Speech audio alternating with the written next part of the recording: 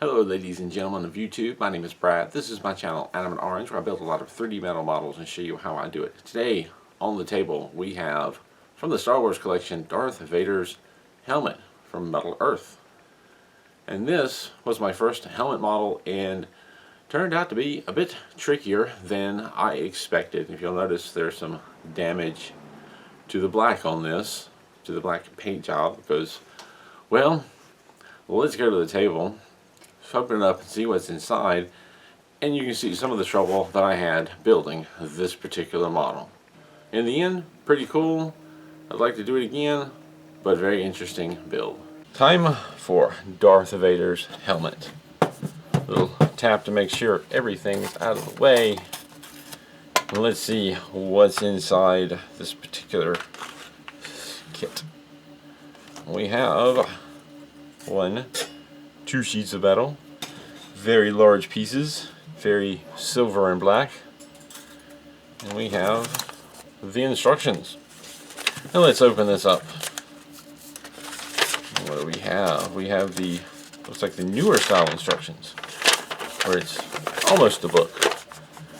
I'm going to start with the front, which is usually considered page 1, though I don't see it labeled, but page 2 is labeled.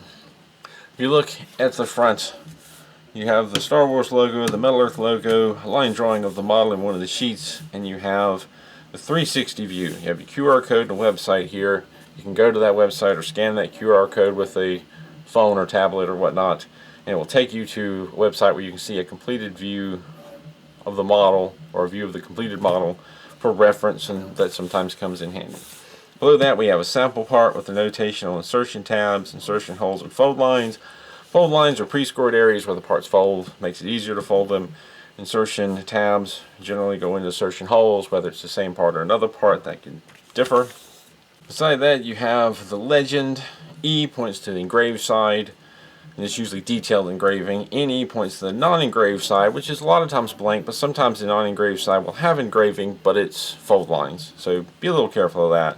P, painted side. Now this is new, this is the first time I've seen this, but I think it's self-explanatory. It's talking about the side of the metal that is painted as opposed to the side that's not. And then we have an attention point.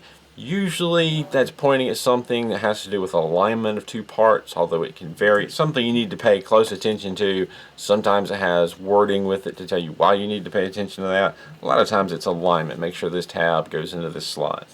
The blue circle means to insert a tab and fold it over 90 degrees. The green triangle means to insert a tab and twist it 90 degrees. The folded over tabs look cleaner, the twisted ones are stronger. Usually the folded over for outside parts, but that can vary. There's some assembly tips and some recommended tools. We'll go over some tools here in just a second. And below that we have an outline of the two sheets. I'll grab one sheet as an example. You can see that this is an outline of this particular sheet right here. Let me move the paper up a little bit. This is an outline of this particular sheet here with the part numbers pointed out. And there's another outline over here. You'll notice there's a couple of parts colored in, only a couple. And those parts that are colored in are the same part. This is part 7, this is also part 7. So it's apparently either a duplicate or used in more than one place. This is probably not a lot of symmetric parts. You only see many in this. But I like that they started doing that. If you flip over to page 2, this one's actually labeled, you'll see the start of the assembly flowchart, starting with part B1. Should also point out, this is also something somewhat new. The sheets are labeled A and B. They didn't used to do that. Makes it a little easier to figure out which sheet you should be looking at. So back over, part 1 is on sheet B. There's the part right there. You come over here, this highlighted red parts are parts that you need to curve similar to that arrow. Do that, slide over here, the highlighted red parts now fold at an angle as according to those arrows.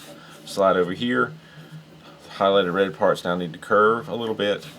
Slide over here, you end up with that. Jump down to the next page, or next section, level, layer. Again, red parts need to be folded as indicated. Just keep kind of doing that here. You've connected some parts and folded them over with the tabs. More shaping, you end up with that. Jump down to page 2, or down to the next section to part 2, which is on sheet B. There's a part, shape it like this. There's a lot of shaping, at least at the start of this model, but that's the gist of it.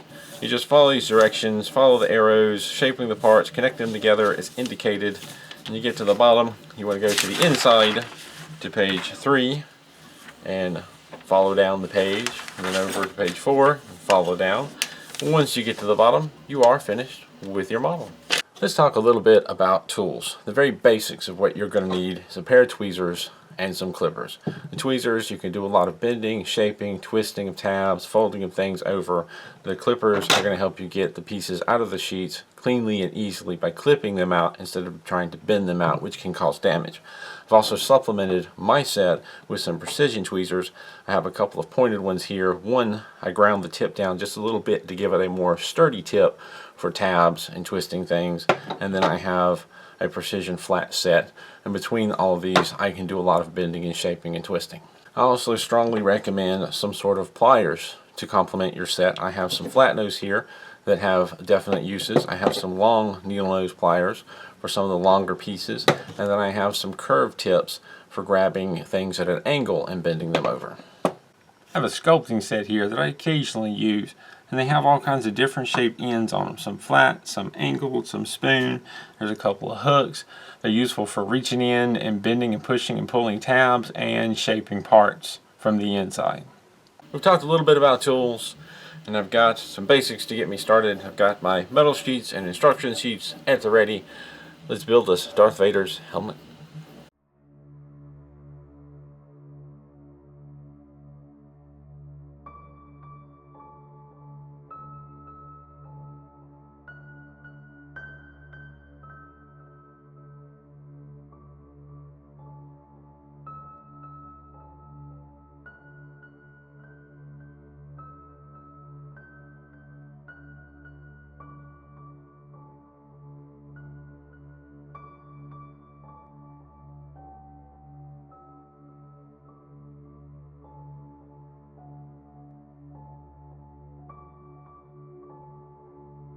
I will state right off the bat that understanding how to fold the shapes in this model is challenging, and the two-dimensional instructions do not easily convey the information you need. I feel for the most part, the best I can do is let you see how I shape things. It's sort of a work in progress as I do not get the final shape the first try.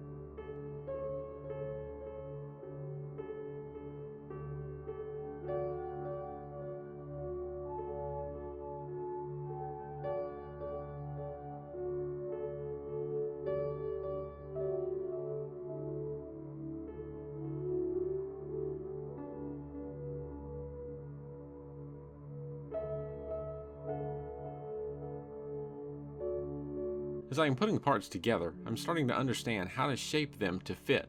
I begin to understand that the face has sharper angles.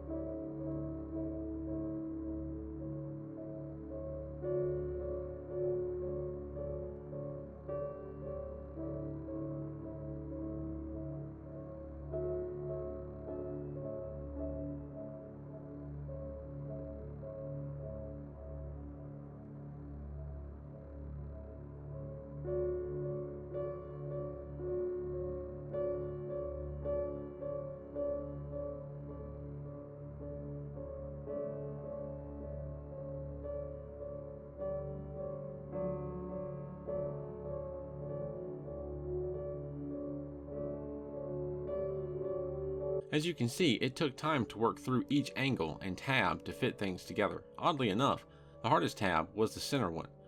I couldn't get it to sit all the way in place.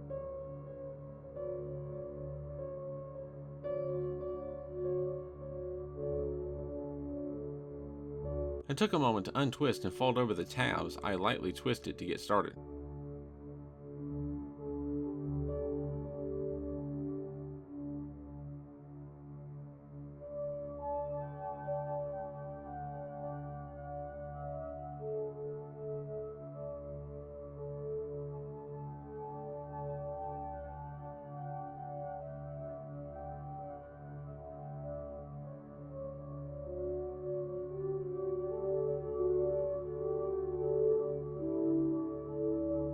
Parts 3 and 4 caused me, and a lot of other people I talked to, a lot of trouble. Basically, I folded them backwards at first. It's difficult to interpret the 3D object on 2D paper, and it's easy to misinterpret what to do, which is what I did. I folded these backwards to start. I'll show you how I did it wrong to start with, and then turn around and correct myself.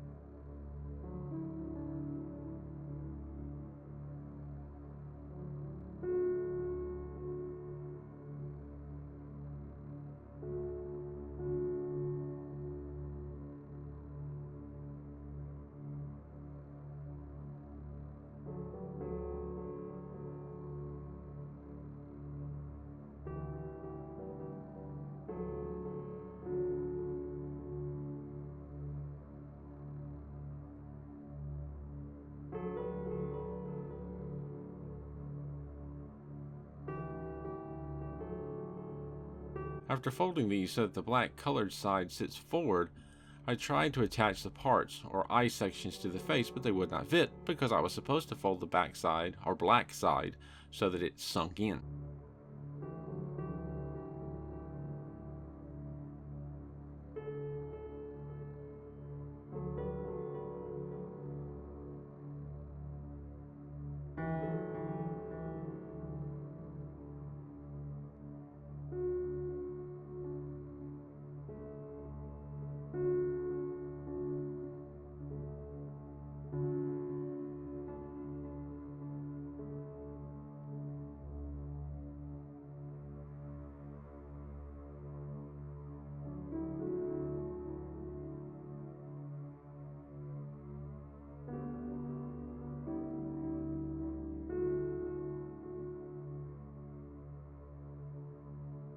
After the frustration of misunderstanding the directions and having to reshape the part, getting the eyepiece in place probably seems more difficult than it needs to be.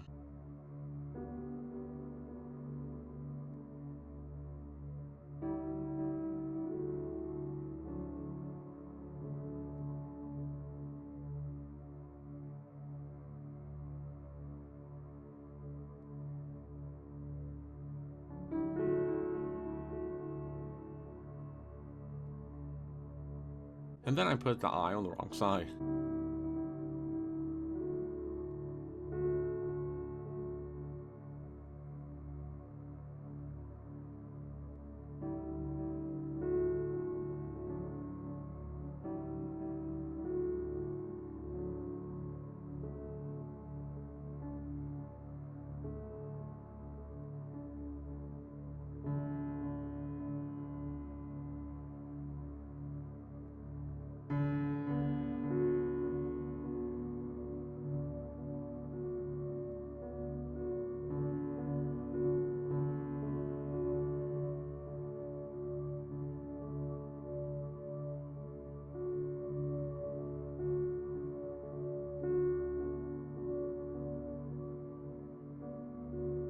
reshaped the other eye off camera.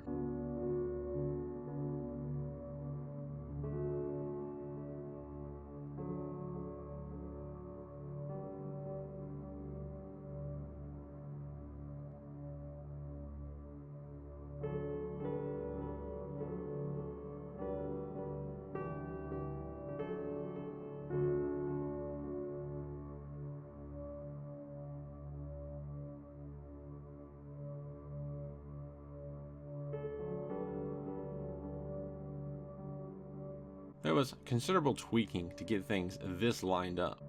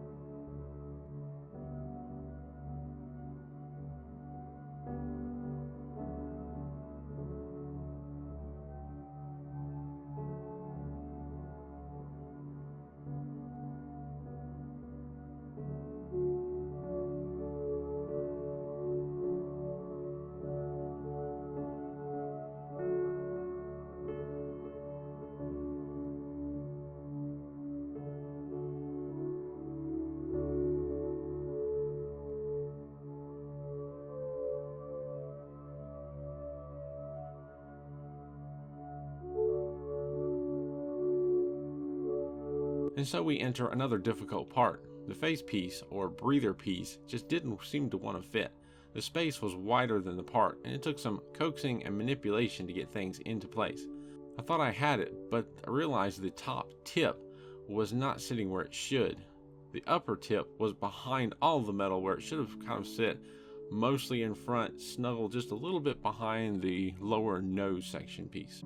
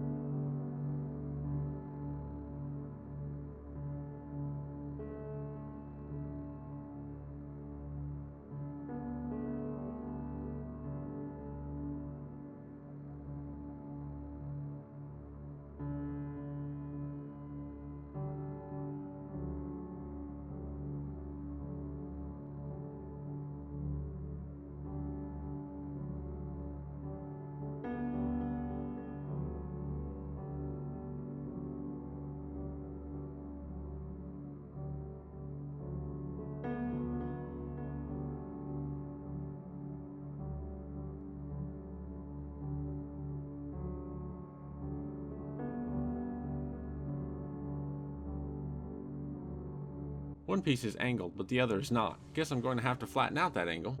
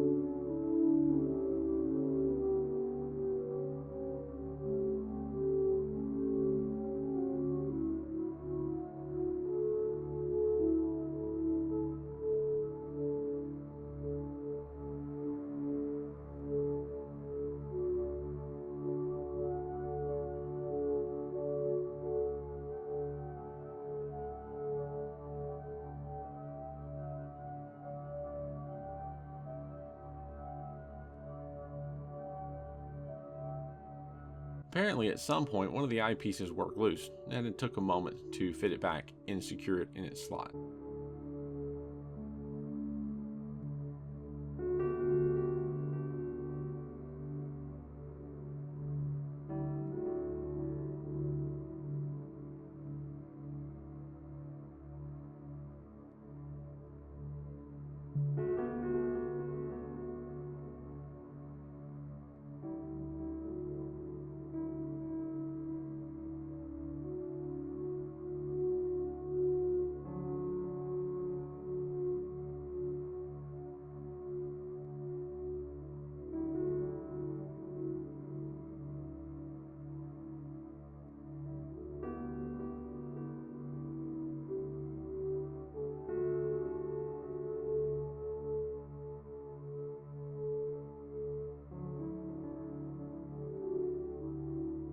Shaping the top of Vader's helmet is just like shaping the dome of R2-D2.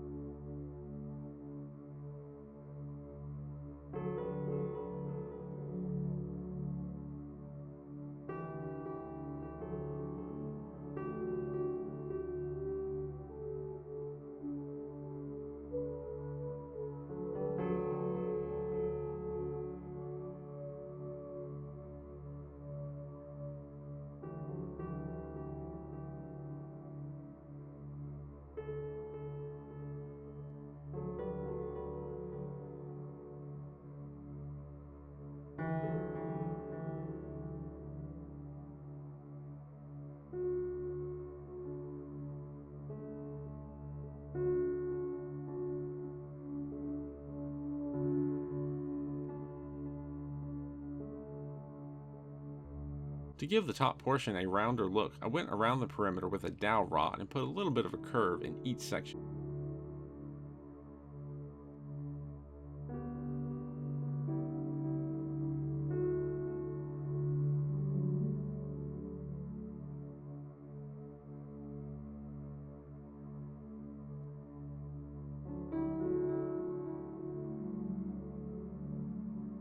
This wraparound section of the helmet is another part that caused others problems. I dare say it caused me more problems, or rather I caused myself more problems by trying to initially attach it to the inside of the upper dome rather than the outside where it belonged.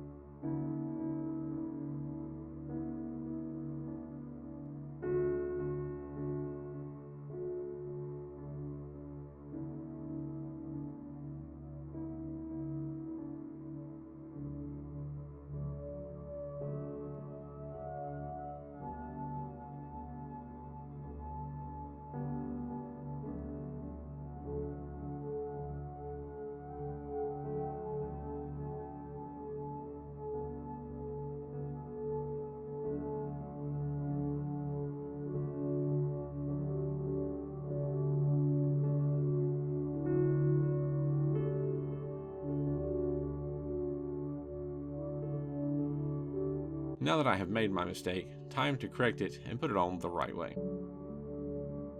Note the orientation of the tabs before attaching the two sections together. Orient things the wrong way, and the next part will not fit quite right.